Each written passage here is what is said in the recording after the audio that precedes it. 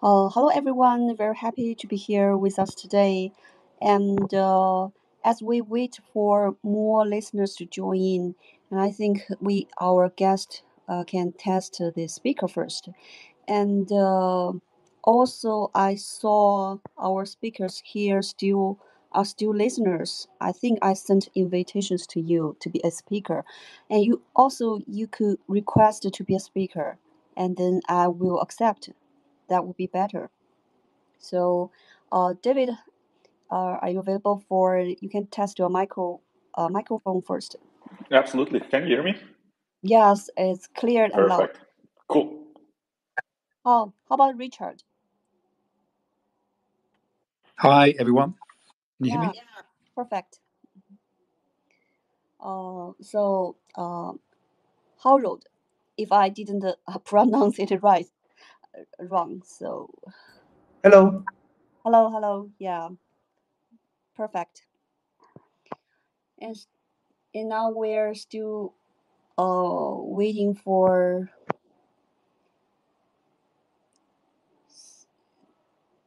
the the Polytope labs, right? Um,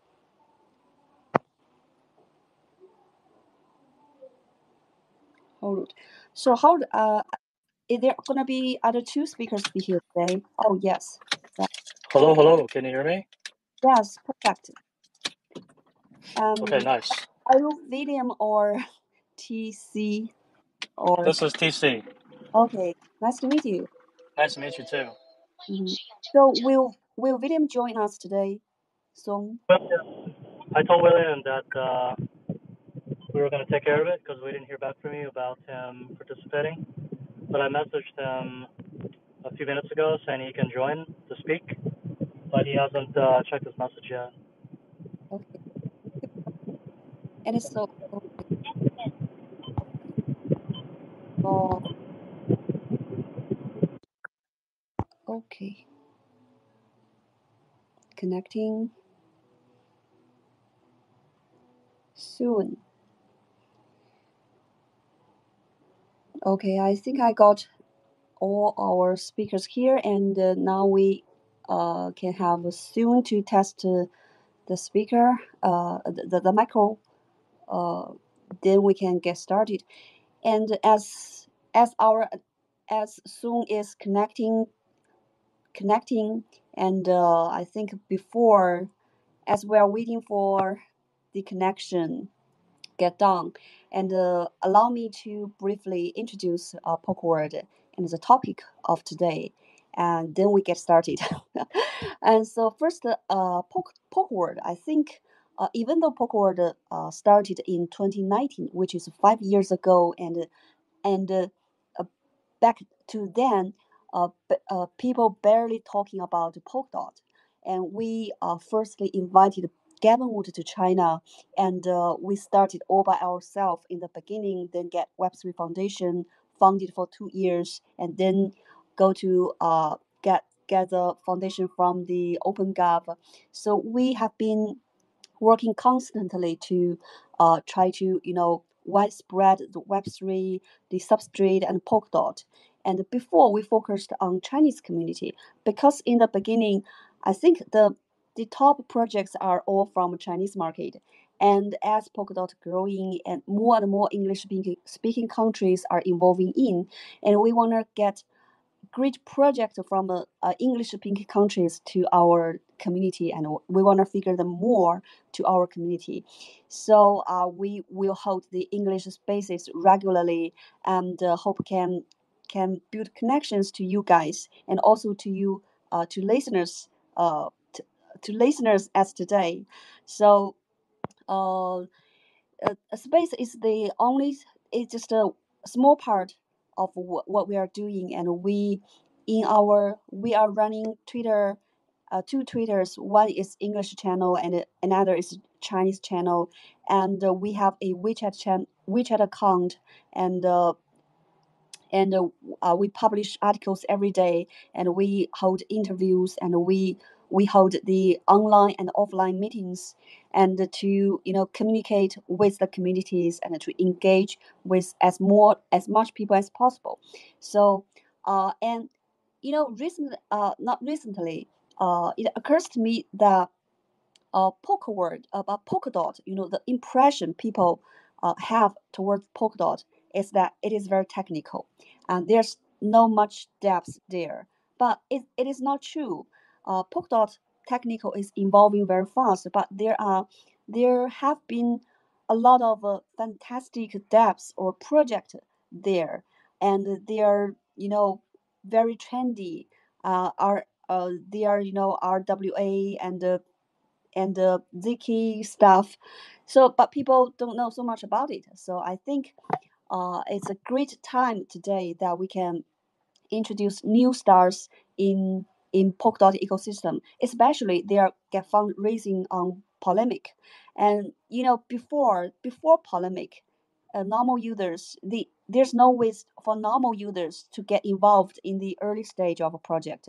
But now I think every listener today could be a VC. So it's a great. So without further ado, I think let's kick off our conversation. For the first part, I think we can set the backstone for our listeners, also give them some context of our conversation, which is I hope that every guest could briefly introduce yourself and your project, and explain a little bit, what brought you to Polkadot ecosystem and raising funds on Polimec. I think let's David, would you like to kick it off? And you can share with us the story with Polkadot and the Polimec. Oh yeah, thanks for having us, or having us from Polimec here, or me. So my name is David. I am basically in the business development and partnerships team. So I'm driving those departments, and I am basically an ex-Big Four employee who then got in touch with Polkadot fairly early. And after a while, when I met my co-founders, there was just one clear path for me, as I was an enthusiast also when it comes to early stage fundraising.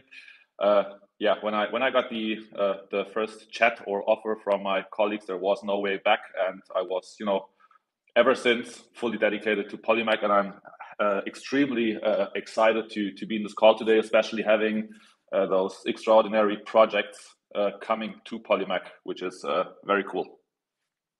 Yeah, great. So you met Polimec first, then you know about Polkadot. Okay, and next, how about Seun from Polytope? You can share about Yeah, thank you for having me. I've basically been in the Polkadot industry or in ecosystem from the very beginnings. I remember I joined Parity way back in 2018, and at the time we were mostly working on Ethereum, and then eventually the team started focusing fully on Polkadot. So I was part of the initial core team that worked on the substrate stack, the Polkadot stack, and of course now working on our own product at Polytope Labs, which is essentially a power chain. It's called Hyperbridge. And Hyperbridge it's a different kind of bridge. We've seen a lot of hacks in the bridging space. I would say that while the blockchains themselves haven't been hacked, we've not seen any like major security vulnerabilities. Maybe that's in terms of consensus or in terms of execution environments. Like blockchains are very secure, but the bridges in between these blockchains are very fragile, right? So in our opinion, these are one of the low-hanging fruits that need to be solved before we actually then have a lot of users using blockchain. So Hyperbridge is sort of how we think we can solve this problem. Essentially, the problem of interoperability stems from the fact that in order to bridge blockchains, you have to do what is called proof verification, right? You have to be able to authenticate the messages that are coming from a blockchain. Typically, solutions that don't use this authentication, they have a middleman who then is an oracle, right? Is a person you ask for what is happening on the other chain, and then eventually they get compromised, and all the assets that they're essentially custodying are lost. But in our approach, there is no middleman, there is no oracle, there is no trusted personnel. the Hyperbridge blockchain is processing all of the necessary proofs that allow messages to be securely exchanged between blockchains. And so that means that users are not actually using the Hyperbridge blockchain directly. They're actually on their favorite blockchains. And if they wanted to go from one chain to the other, Hyperbridge is sort of in the background doing all the work to make sure that that happens very securely. And so that's a very high level overview of what Hyperbridge is. Happy to, of course, dive in deeper as the space goes on. Yeah, thanks for sharing. And for me, a non-technical savvy can understand your logic. Very lucky to have you to be here today. And next, let's welcome Richard to briefly introduce yourself and your project. Hi, everyone. My name is Richard Holsworth. I'm co-founder and CTO of the Xcavate protocol, based in the UK. And what we looked at is a problem, as a global problem. We know that people are struggling generally with finances, but specifically, many are struggling to pay rent, save for a deposit, to buy a home, and just generally, real estate is something that's not very tangible for a lot of people because of the costs involved and the complexity. So we've built and are continuing to build a modular protocol that delivers trustless tokenized real estate assets, and it's secured by Polkadot. And why is that important? Because you've got so many different parties and loads of third parties in the real estate world, all adding cost and complexity and time. So our protocol removes the need for that trusted entities by using things like digital identity, verifiable credentials, and then looking at the asset like its own identity. So each real estate has its own credentials, and then a different state as it progresses over time. That's the sort of basis for what we're building. And how do we get involved with Polimec? We've been working with the Kilt team for quite a time, Ingo and the others, and they had I think the original idea, along with a number of the Polimec guys, to put the Polimec platform together. And we were struggling to find funding. There's a lot of Web2 funding platforms out there, but they don't touch Web3 projects. So it's very difficult for the smaller retail investors to get involved with early stage projects. So I love the idea. The team have been fantastically supportive. And then I went to the Polkadot Blockchain Academy in Berkeley. So I think that was phase 3, cohort 3. Met Casper there, and yeah, it's been a great experience ever since. That's us. Yeah, thanks, Richard, for sharing. Personally, I'm very interested in your project because Chinese real estate market is kind of going through bear market. So it's very curious for me to see that how it is going in other countries. So very looking forward to your sharing. And next, very happy and very lucky is that we got our gotVM DAO team, and today we got two team members from their team, and it's a great pleasure. So I think first let's start from TC. You can briefly introduce yourself and your project, and then how road can follow. Hello, everyone. This is Tawei, and I'm the co-founder of gotEM. So how I got into Polkadot was I had met Gavin Wood back before Ethereum launched. I met him in Singapore, and we were in Singapore for about a week learning about smart contracts. And that was before ICO and everything. And so following that, our team then launched a DAO, one of the first DAOs on Ethereum, called Digix. And then after that, I then left and worked on another startup that I founded called Me My Spy. And that was an investigations marketplace. And after doing that for 2 years, running that platform, I realized that smart contracts can solve a lot of problems within the industry. And then so I raised money, rebuilt the platform, and then applied into PBA. And got into PBA for Hong Kong. Went there and was able to meet William and Harold, who are now working with me. William is ambassador at the moment, but Harold is CTO. And met Casper. He did a presentation there on Polimec.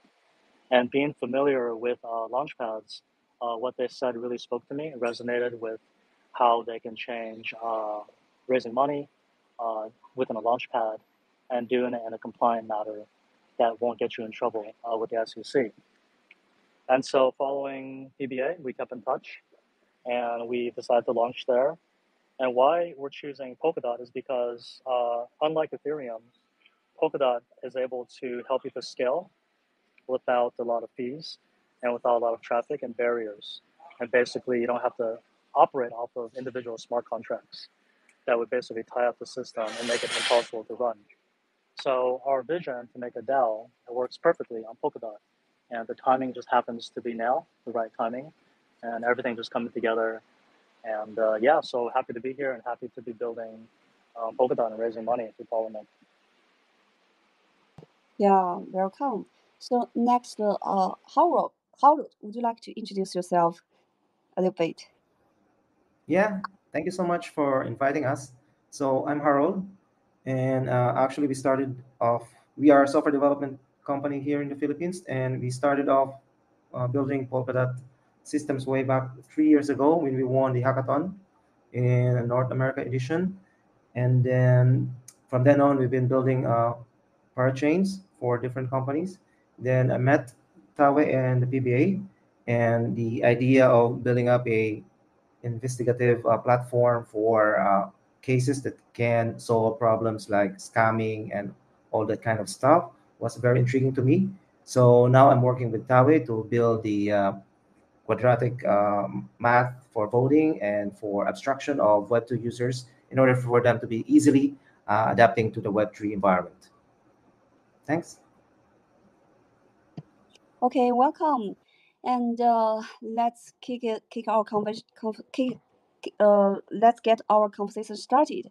And I think now we have the basic context of our conversation, and I think the most part the listeners want to get from our conversation today is to know each project and to know that what's the vision of the project, and if they are the investors, which part of the project attract them much. So I think the next part we will dive into each project a little bit more, and so our listeners can know more about the project and easy for them to make decisions. So I think first let's learn about the Polimec first, and Polimec is really revolutioning the way of fundraising, and you know for me, what I am most curious about is the feedback from the users, because I think the project in our space today are mostly the second batch of fundraising on Polemics.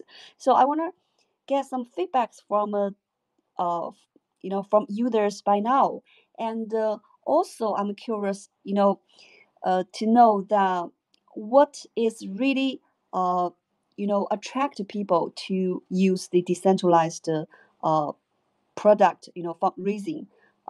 What is motivating them to do that? Because for me, I tried the KYC of Polemic, and because I want to learn more about your guys, because I know your guys. So if a normal users, what the most motivations behind them to use decentralized fundraising, and yeah, David, please. Yeah, absolutely. Thank you very much. So, I mean, at the end of the day, maybe the first part of your question about user feedback, if we think about the fact that Polimec basically just launched and we are right now having the first two evaluation rounds running, having a closer look, we first of all, we've received a lot of excitement, a lot of curiosity because of the way Polimec works. You have all of the different technologies. We have, on one end you have Kilt, you have Deloitte involved, then our platform that we built. So overall, so far we have received really good feedback on the evaluation part. Then it should be on Monday.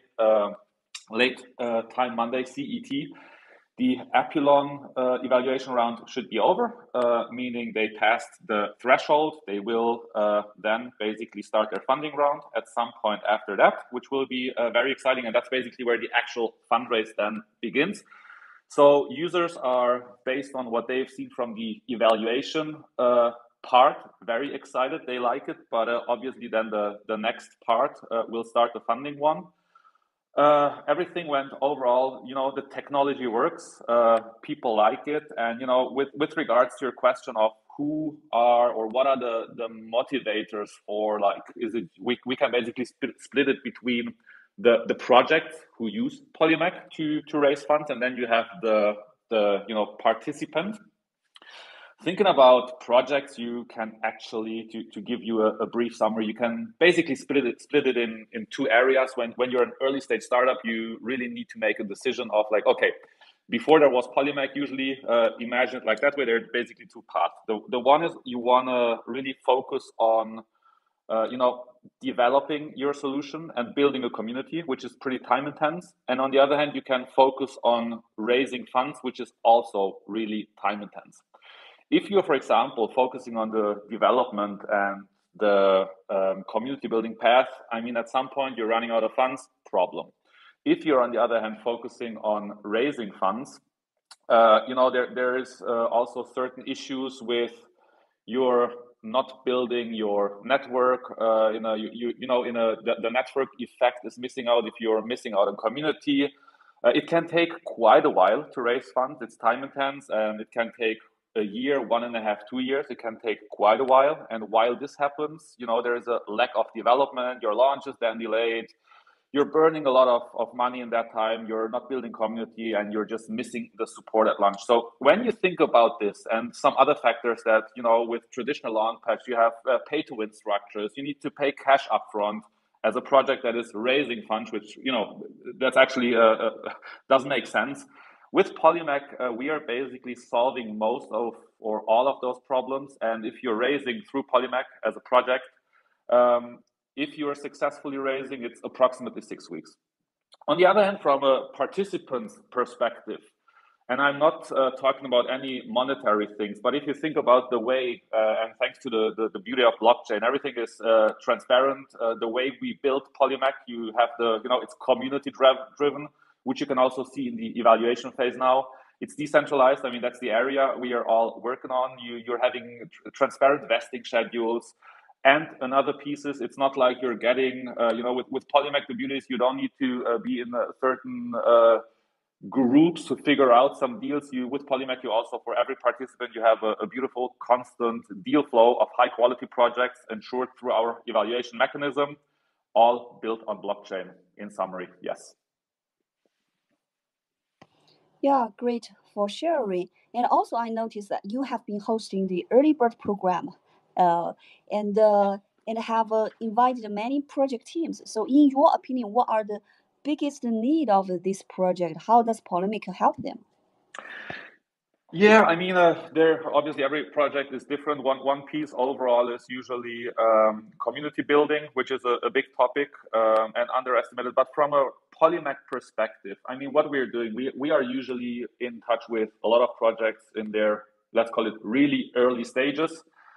And I mean, what we are hyper focused on at Polimec is we want to support as much as we can. It's we can talk about the phase before the fundraise, then during the fundraise, and after the fundraise. So is it from we built that ambassador onboarding program with Airlift to help them get started off with the community building. On the other hand, also after the fundraise, we are having those so-called startup packages where we are also collaborating with other projects. For example, there was one with Subsquid or with Epilon. So whoever is raising successfully funds through Polimec has the benefit or access to a lot of other services they can benefit from, where they get support from those other teams with the implementation, where they can save a lot of money, which is extremely crucial in the beginning. So we are really trying to focus end to end from the beginning and beyond the fundraise to get give the projects the best possible how do you say ground to get started. Yes, Polimec is really helping the project in different ways and aspect. And I think let's move to the next project, which is the Hyperbridge. And hello, Seun. And from my understanding, ZK Snark involves large computation, and will that increase the cost for users when bridging? And also, bridging, bridging sector is very competitive, and the cost of bridging is getting lower, and because if you are expensive, users got more options, and so the price should become competitive, and also the speed should be fast. If you are too slow, the user's gonna be pissed off. So and also you have to be secured, because there are so much security exploitation happens in the history.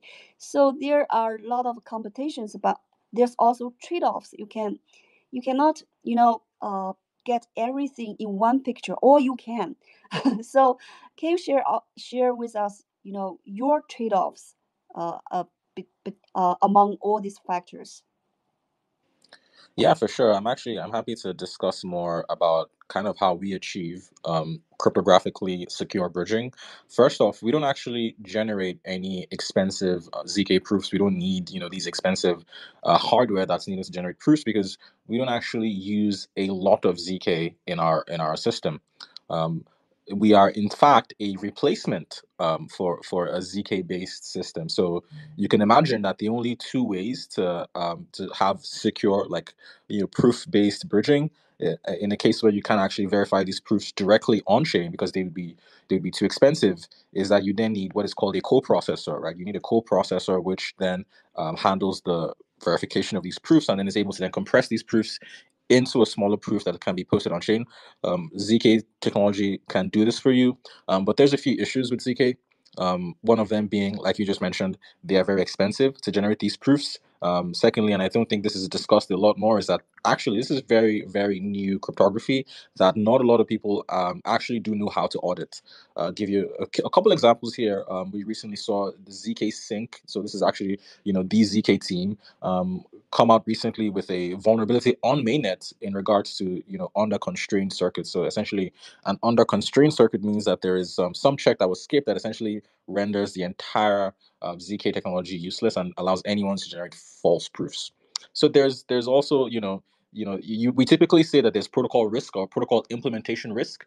So with ZK systems, you can just multiply that by 1,000,000, right? Because it's so hard to audit and there's just not a lot of talent to audit these systems. Thirdly, is that these systems are necessarily centralized, right? So because the whole point of ZK was that, okay, blockchains are doing all of this wasteful computation, and I say that in quotes because you have all these nodes and they're essentially re-executing the same piece of logic, the same blocks. People are like, okay, fine. What if instead we had a single person do all of that computation, and we then have the rest of the network just verify very cheap proofs, right? So essentially, ZK technology is necessarily centralized, and this can have adverse effects that relate to censorship resistance, right? So if you have a centralized prover for your bridge, it's likely the case that wherever the team is domiciled or they're based in, they could be subject to regulatory overreach or regulatory action that could exclude whole classes or whole groups of people from secure bridging. This is something that, of course, doesn't yet exist today, but is very likely just because of the way that these systems work. So these are all the things that we considered when we were designing Hyperbridge. Fundamentally, Hyperbridge is a much cheaper way to get these proofs of computation because it's just a blockchain. And Rob, the co-founder of Polkadot, he has this really, really well-written article that discusses what is the cost of ZK systems versus a blockchain system, right? So sure, a blockchain has to do all of this computation over and over again, but the cost of this network is actually very cheap. And in fact, because there are now more and more blockchains, the cost of block space is actually in the negative, meaning that these block spaces are actually heavily subsidized, versus, of course, the positive costs that it will take to run a ZK system. There's a good talk by Phil from Lastic where he discusses that literally every single blockchain today is subsidizing its own block space. So in this case, where block space is actually negatively priced, it's clear that in terms of cost, blockchains are much cheaper to use as this sort of computational environments for secure bridging. So secondly, in terms of speed, because we're also not using ZK, we're actually able to generate proofs on demand, like immediately, right? Polkadot is one of the only blockchains that has very fast finality.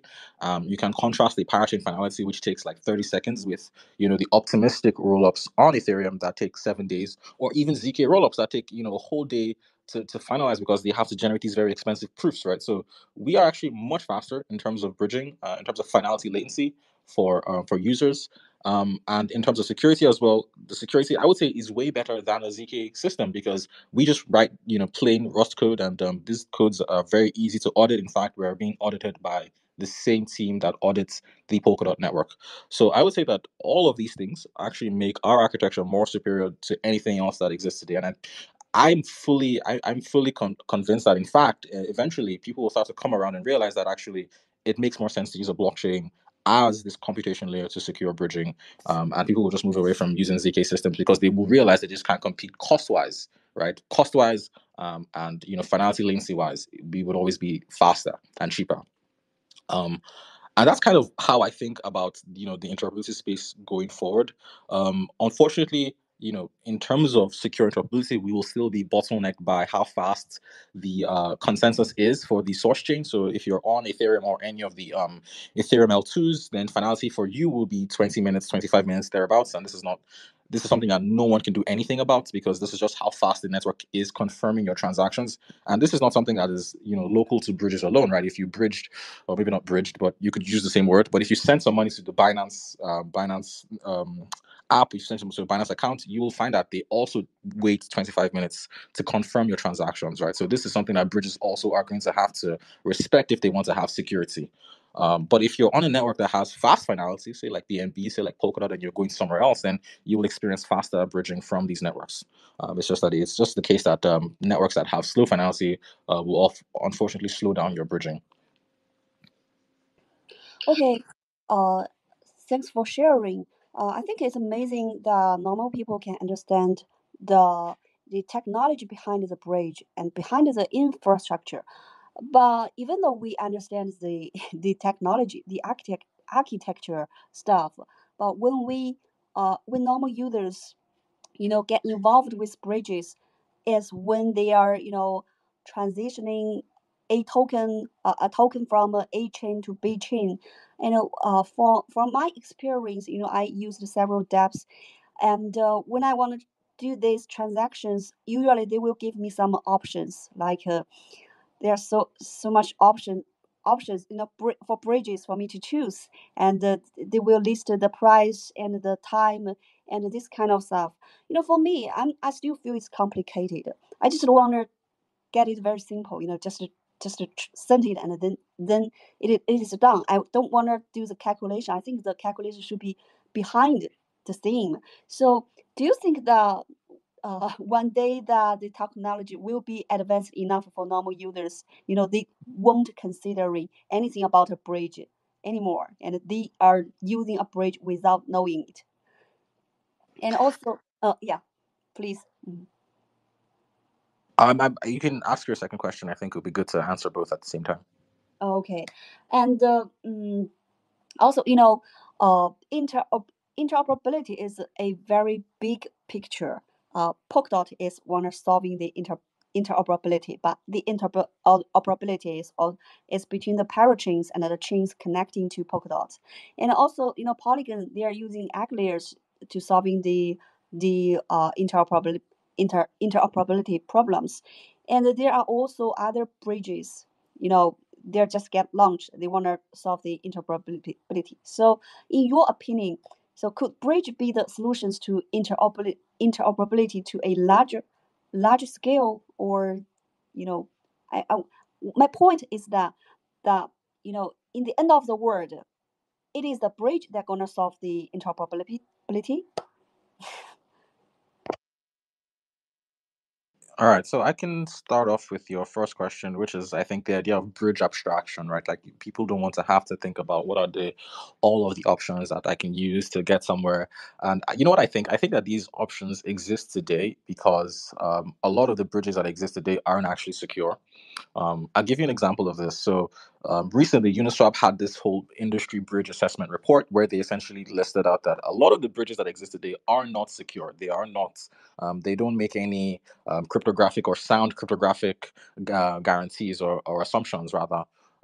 And so this is what necessitates having multiple options, right? So that you can be fault tolerant to any one of them that fails. A lot of applications, a lot of developers, a lot of dApps today, they prefer to leverage multiple bridges and not lock themselves into a single bridge where if that bridge were to be hacked, maybe eventually, then all of their users, all of their assets are essentially lost. In fact, we're now seeing teams that are saying, okay, I want to see a consensus across multiple bridges, before anything can happen, right? So examples of this are Gnosis, examples of this are use Uniswap as well. Uniswap understands that no single bridge is secure, and so instead we should leverage a consensus of all these different bridges and all these different bridge teams, whether that's Wormhole, whether that's Axelar, whether that's Layer Zero. They should all come to consensus individually before we do anything. And in this way, we're more fault tolerant to any single one of their failures, right? So, but like I said, this is as a result of a lack of secure bridges, as a result of a lack of sound cryptographic assumptions when in these bridge architectures.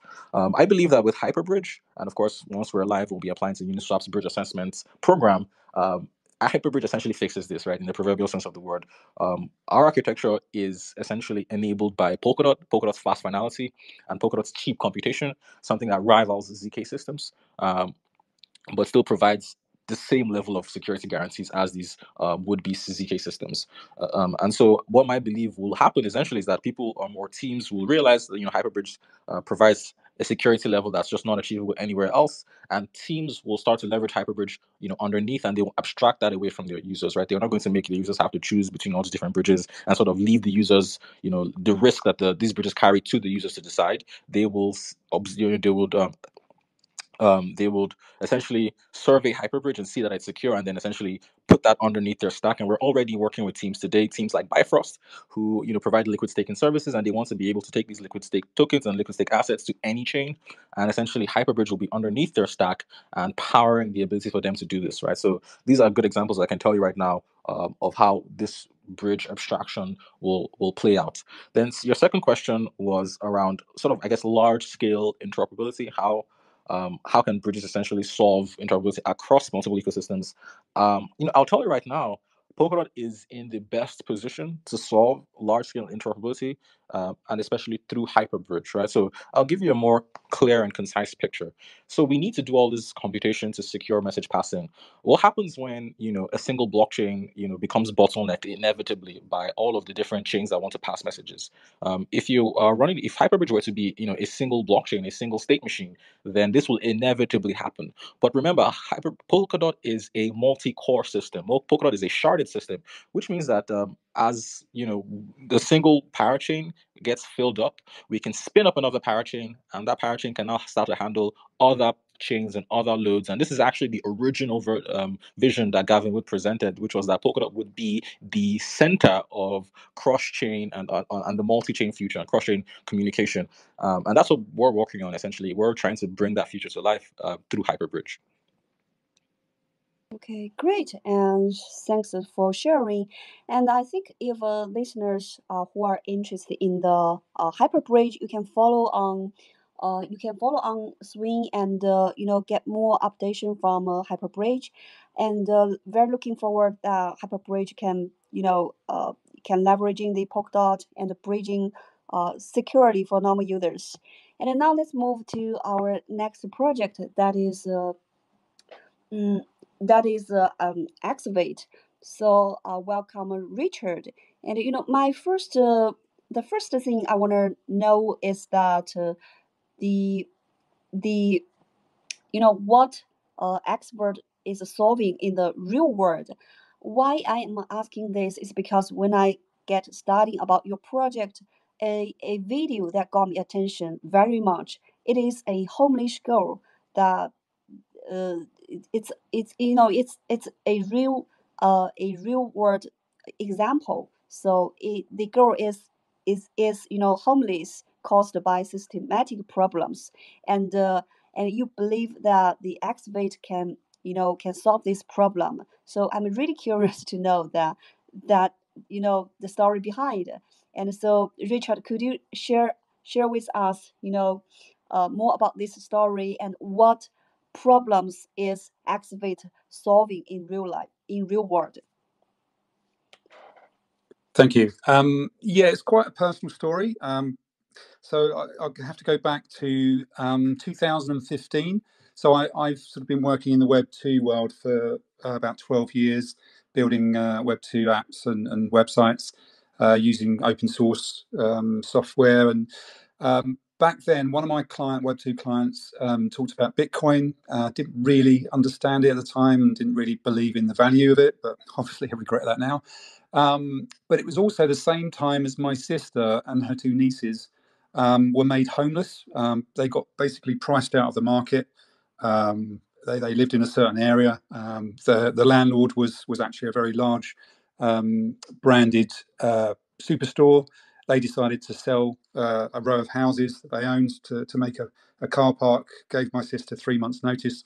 By the time that she found herself in a situation to try and find other homes, the whole of the market had shifted. I mean, she'd been there 10 years. Very hardworking lady, but she just found herself in this really, really difficult situation. And one of my nieces was a filmmaker, so she actually filmed the whole experience.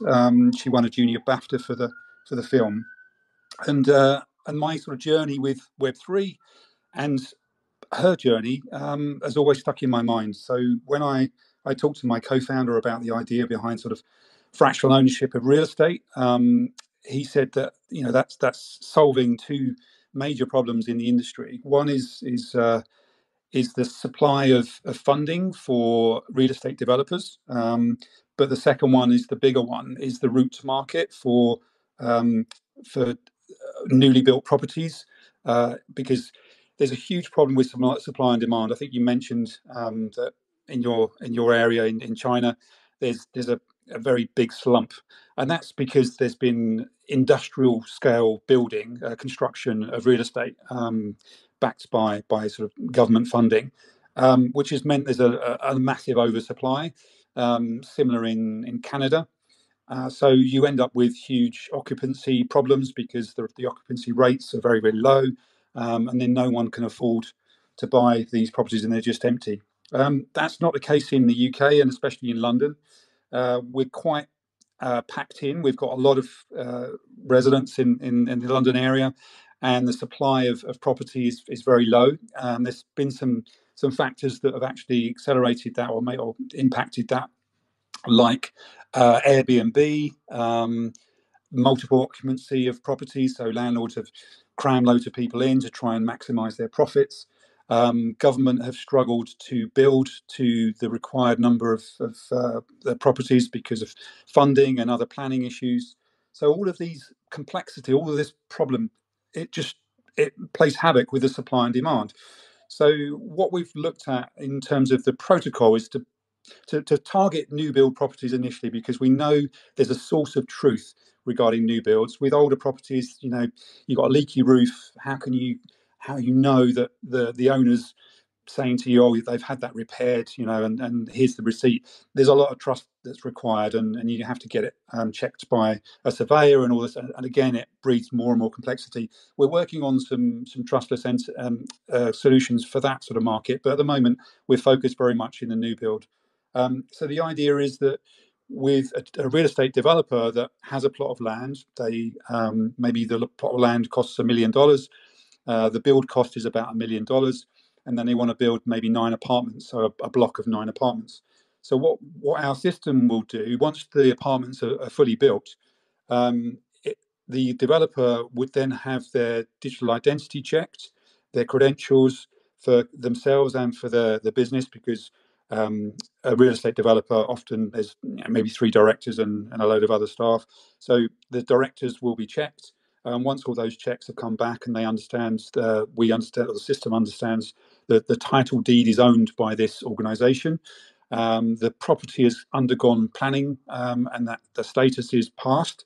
An oracle checks those things. And there's also a check on price. So the developer will say, this apartment is worth $300,000. But our oracle will look at apartments in the area and actually check that price against that estimation, and it will display it within the listing, whether it's the lower end or the upper end, and what the kind of rental demand is in that area. So all of that needs to happen prior to the property being minted and the fractional elements of the property listed on a marketplace. So once if that's all gone through, then those tokens can be listed, and then they're purchased by investors all around the world as long as they've gone through the KYC process. And the great thing about Polimec is investors in the Xcavate marketplace can utilize the same KYC and credentials that they're using for Polimec.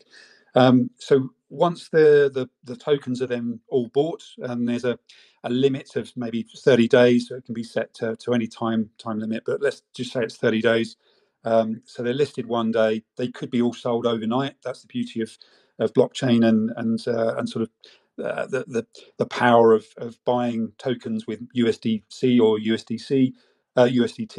They can be bought within seconds. But let's just say, one scenario is all the tokens are bought overnight. What happens then is that triggers an oracle to create an SPV. An SPV is a special purpose vehicle, which is a legal entity that actually owns the title deed of that property. So before anything, the SPV is created, and in effect, a DAO is created with all the token holders controlling that SPV.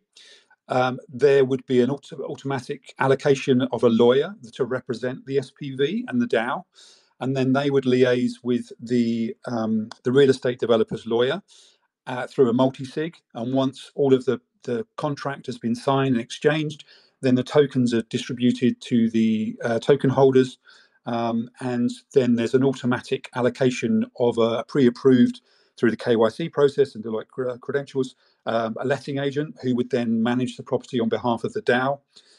If anything happens with the property, the DAO token holders, they need to vote if it's over a certain threshold, say $500 or whatever is agreed. And the letting agent would have to get some quotations, say, I don't know, the boiler broke. I mean, with new builds, obviously you've got certain guarantees. So the building's guaranteed for, say, 10 years, and various different appliances are guaranteed for 1 or 2 years, depending on the developer. But all of that information would be on the marketplace prior to any investor investing. And then the most important thing would be if the investor wanted to sell the tokens going forward, then they could relist those tokens on the marketplace. But yeah, sorry, I've just forgotten one thing is, once the letting agent is appointed, they would then interview various people to rent the apartment, and then the rental income would be distributed to the DAO holders based on the number of tokens that they hold. So it's a very, very decentralized, trustless system. And what we're also doing is we're looking at the idea where the renter of the property is given first refusal of the tokens should the DAO want to sell any of the tokens. So it brings the renter into the equation. So there's a good demand there, or other parties within the DAO, if they wanted to purchase more tokens of the same property, then they could have first refusal prior to going to a public market. But what that sort of is the first iteration. But if you take that and then you look at social housing, the same model can apply. So you could have a government could utilize the protocol.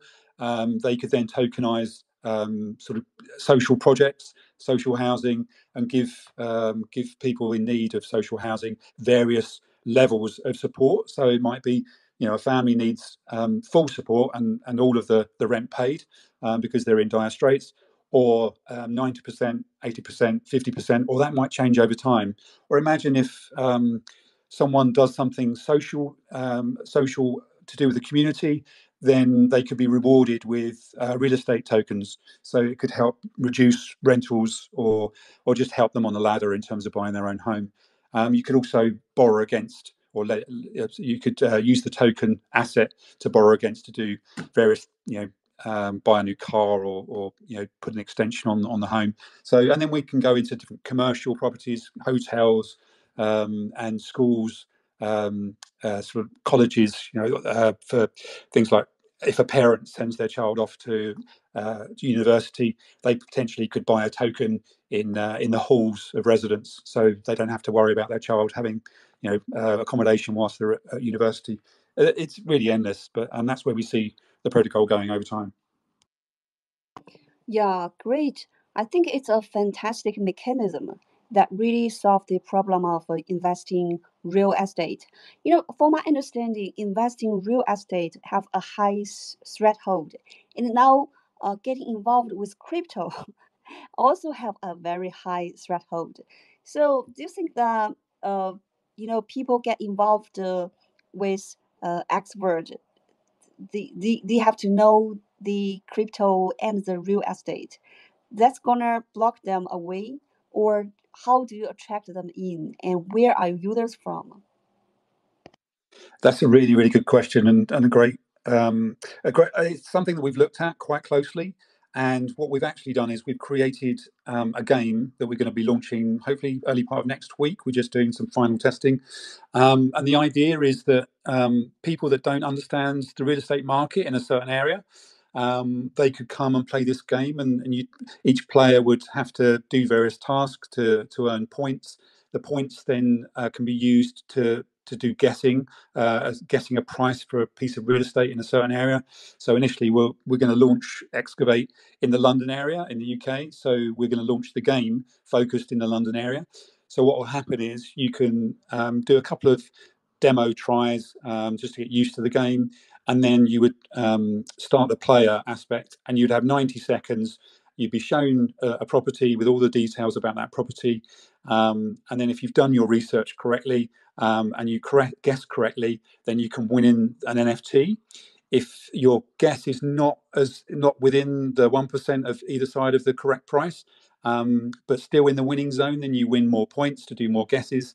And if it's outside the winning zone, you'd actually get slashed points.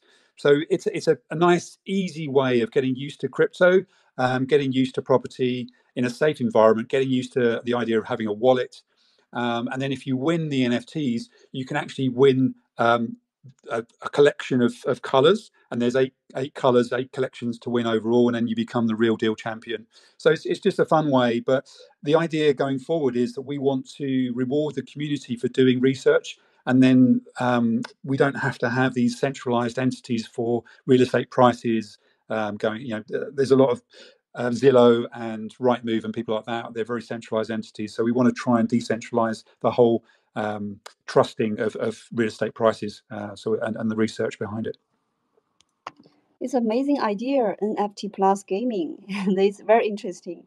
Thanks for your sharing. And I think the listeners who want to know more about this project, please follow Richard and follow Xcavate, and you can learn more from their project and keep posted. So let's move to gotEM. So gotEM, and they are from PPA, and they got they are the crowdsourcing investing. So uh, uh, personally, just personally, I think maybe some users know this industry or know this sector a lot, but for me and people around me, they heard a little bit about the investigation market.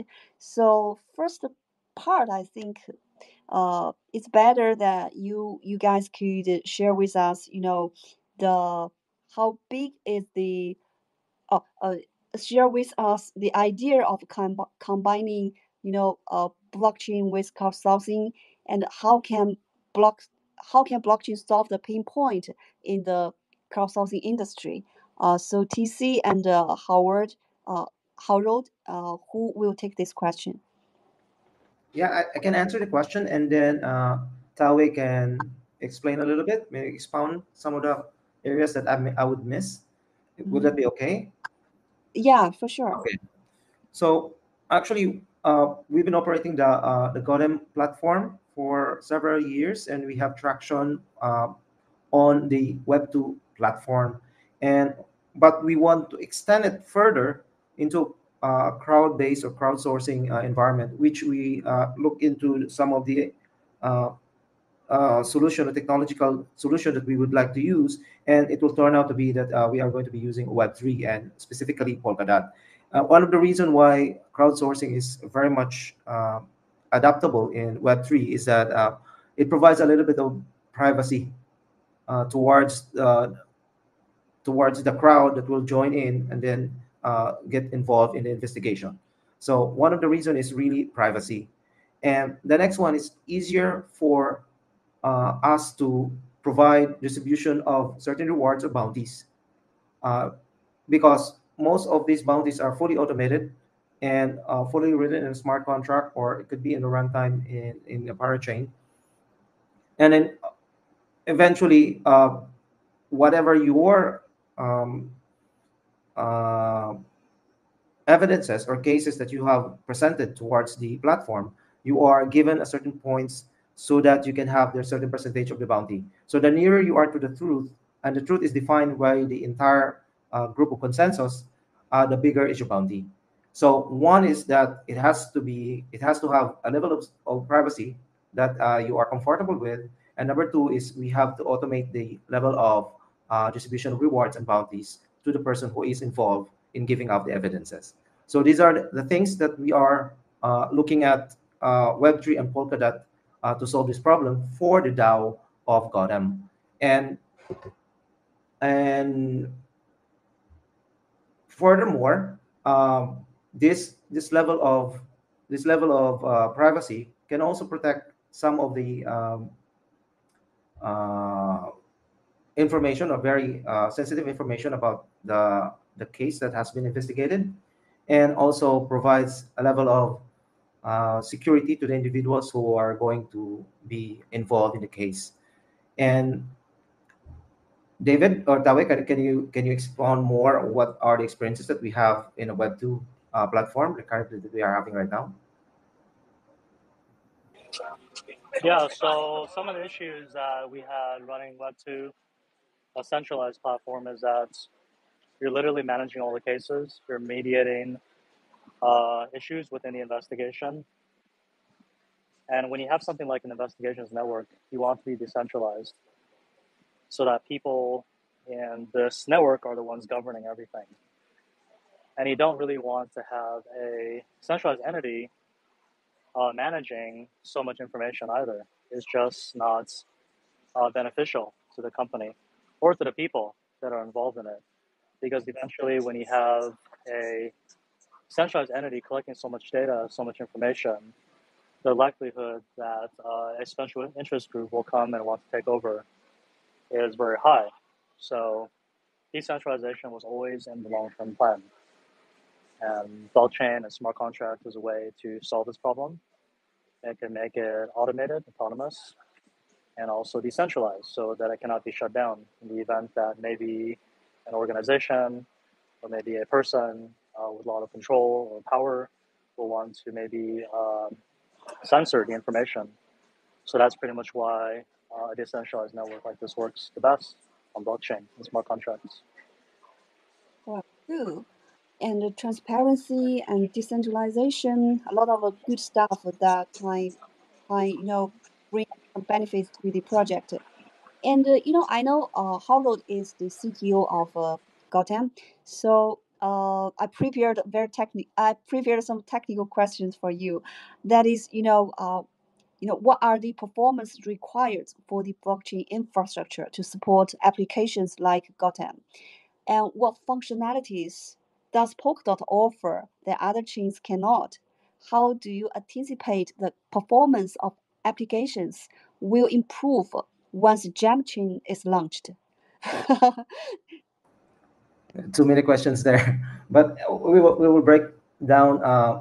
One of the one of the major challenges that we are doing right now with gotEM is, of course, adoption, because most of our users are non-Web3 users. They are just typical, users. And the other one is, of course, storage problem, because most of the evidences are files and cases. So we would like to have an automation of hash for all the storages. And the third one is, of course, the the the governance and censorship of parameters of the cases that govern the entire platform. So these are the three things that we are looking at in terms of the technology that we are going to be building for gotEM. And we are choosing Polkadot because of there's a good interoperability between different chains, and some of the chains already has these solutions for us. Like some of the chains has some KYC, some of the chains has their own level of email abstraction towards wallet address, because those we don't want them, because most of the users that we are targeting are non-Web3, so they don't know what is a wallet address and how can they use the system. So, but they know emails. So there's a level of that abstractions that we need to work with, and we see that some of these solutions are there already in the ecosystem that we would like to just tap on and use along the way. And that's one. And number two is for the storages, and hopefully later on, we haven't yet seen a very good storage solution for the Polkadot ecosystem, but we could still use the IFS storage system for most of the files that we are going to be storing in those cases and evidences. And one of the beauty of Polkadot is that they have a very good governance layer, like OpenGov, that we could use for managing the censorships and some of the parameters for protecting the users of the platform. So that is why we are in Polkadot. Now, some of the questions that you raised also, that what will happen if there is a new version of Polkadot, the JAM version. So I think the JAM version of Polkadot, we just elevate the Polkadot ecosystem into a much broader application. So right now they are just doing one service in the Polkadot network called Relay Chain. So, and then hosting a lot of parachains. So if you are expanding those services into other services, like maybe a storage system, or might be an abstraction for um, email systems, so that you don't need a wallet address to be able to use Web3. And all of that things can come into play once the new version of Polkadot will come in. And then we already have this user base that have been using the platform in Web 2 that can easily adapt to those changes. Then we are hoping we could build a lot of users for the Polkadot ecosystem through this platform, because we all know that this platform is very useful for a lot of reasons. So because of the type of environment that we are in, investigative platform is very useful in order for us to go to the next level of building trust, and then doing transactions with a lot of people over this new environment, Web3 environment. So that's what I can I can look at it in my perspective. But Tawei, can you add some if you? Yeah, it's just the way the world is going, where most of the information is being funneled to centralized data centers, and then it's being compiled by artificial intelligence. The information you're getting from social media, or just anywhere in general, search engine, is being manipulated. And there's never been a higher demand for transparency and truth. And looking further down, maybe a couple years from now, when artificial intelligence has reached sentience, maybe it's somewhat alive at that point, you would want to have a network that is decentralized and not being controlled by some AI or some corporation, where people can actually contribute to facts and contribute to gathering facts. And also in a world where crime is only growing and chaos just compounding pretty much every quarter, you want to have a network where you can rely on real human private security. Most investigators double as private security.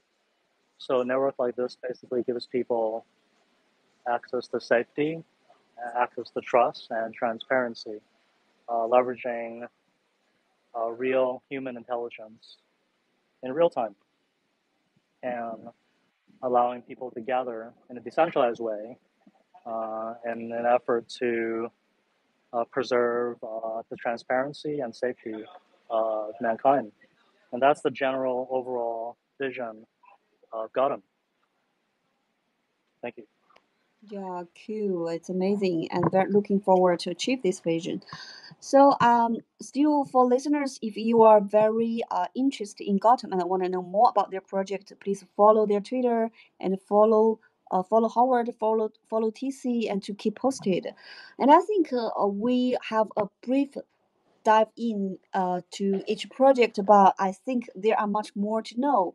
So you can, I think listener can follow them, and then later we can, figure you guys more in our community, and we can get some feedback from our community, and communicate with you guys again for to exchange your ideas. So since we are raising fund on polemic. So I think next topic we have to touch on a little bit on what's your target for fundraising on polemic. So let's start uh with I also get the wrong with the pronunciation. Seun, right? Hyperbridge. Yeah, yes, correct. We actually haven't set our target amount on Polimec. We're still in the coming soon phase, still getting a lot of the necessary, I want to say, investor materials ready. And we ourselves, we're trying to figure out how much of the seed round we want to open up with the community. I would have to say that this will be something announced at a much later date. Oh, okay. How about you, Richard?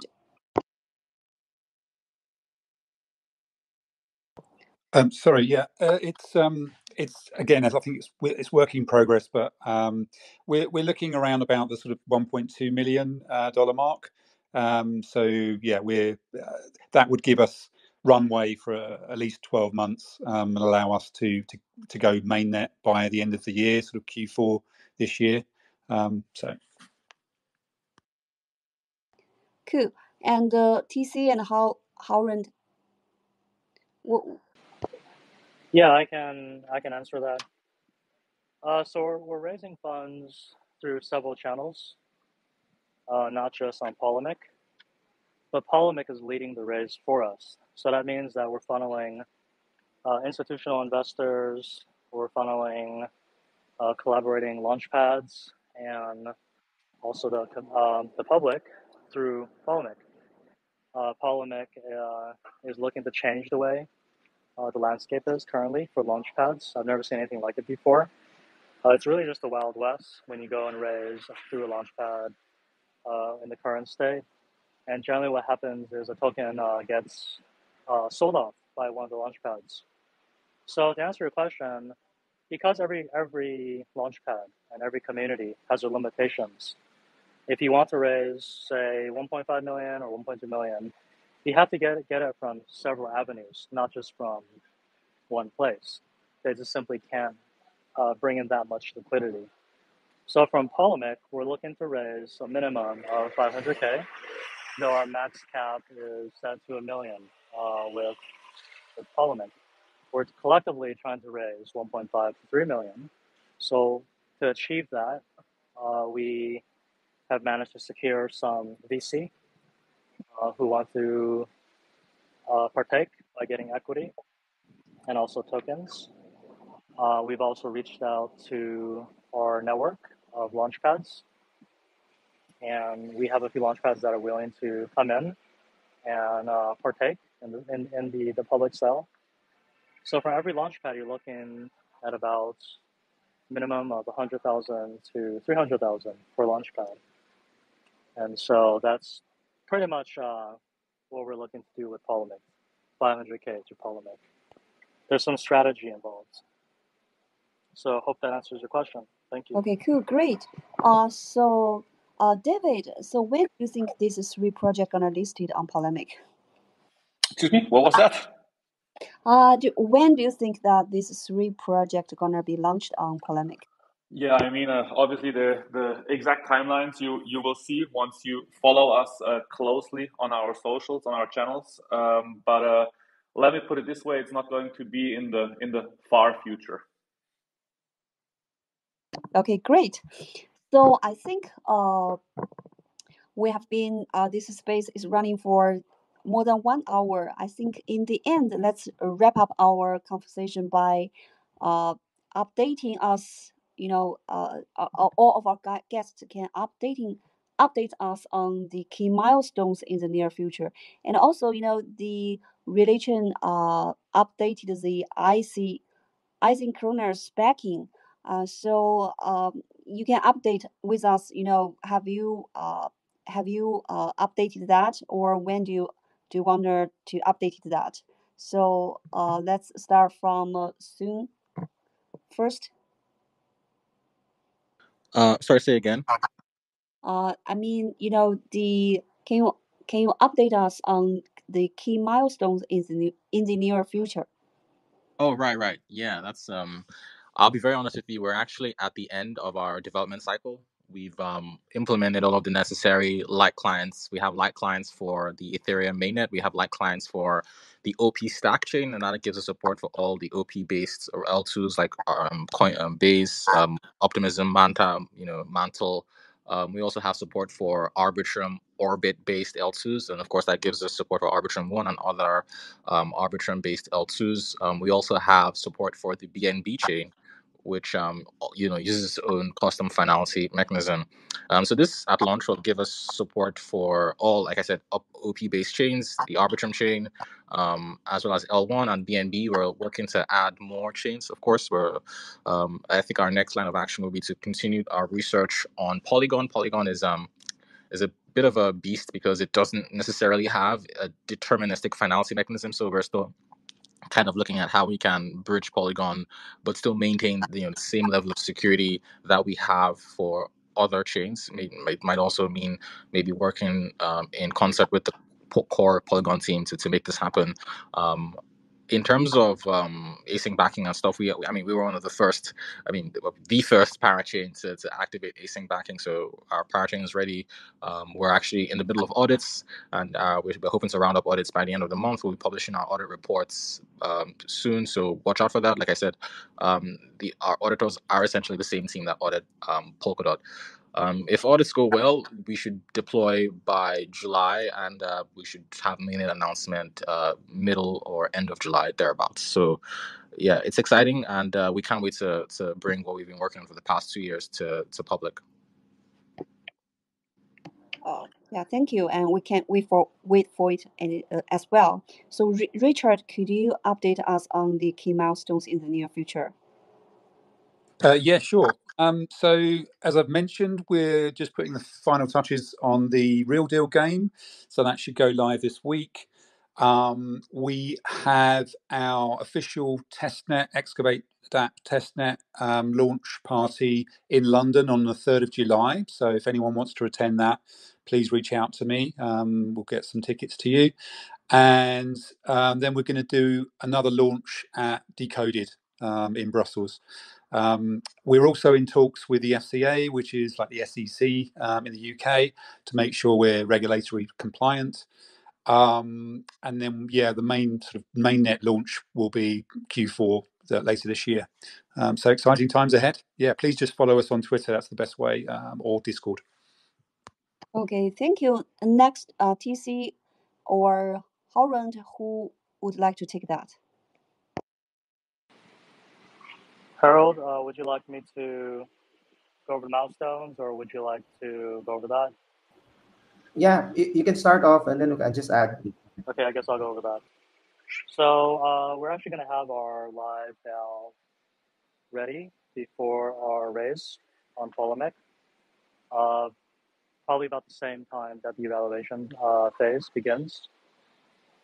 During that time, we're going to begin our onboarding campaign. And so you need to basically begin onboarding your sources, which is your network of investigators.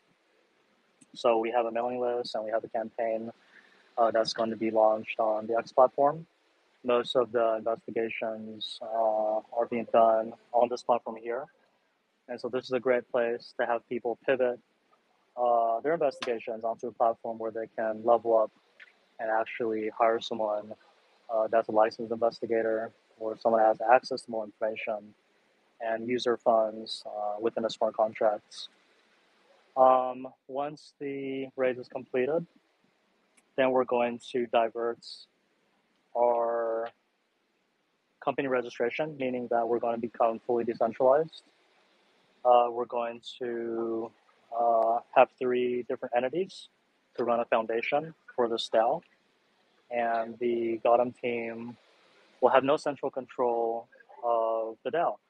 And it will basically be left up to the foundation and to the community to manage.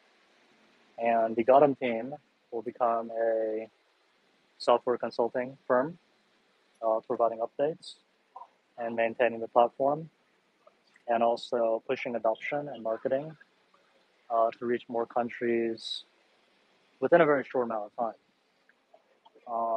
I think things will really heat up during the election, so it should be very interesting for everyone involved. Very excited. Thank you. With regards to the infrastructure of gotEM, we are starting off by. Thank you. So that's pretty much it. Can I continue? Yes, Okay. go on. So with regards to the infrastructure of gotEM, we already have identified. Pretty much all done. So you can take it from here. Yes. So we have already identified a parachain for which the gotEM platform will be running. Then eventually. So would you like to move on to the next topic or move to conclude?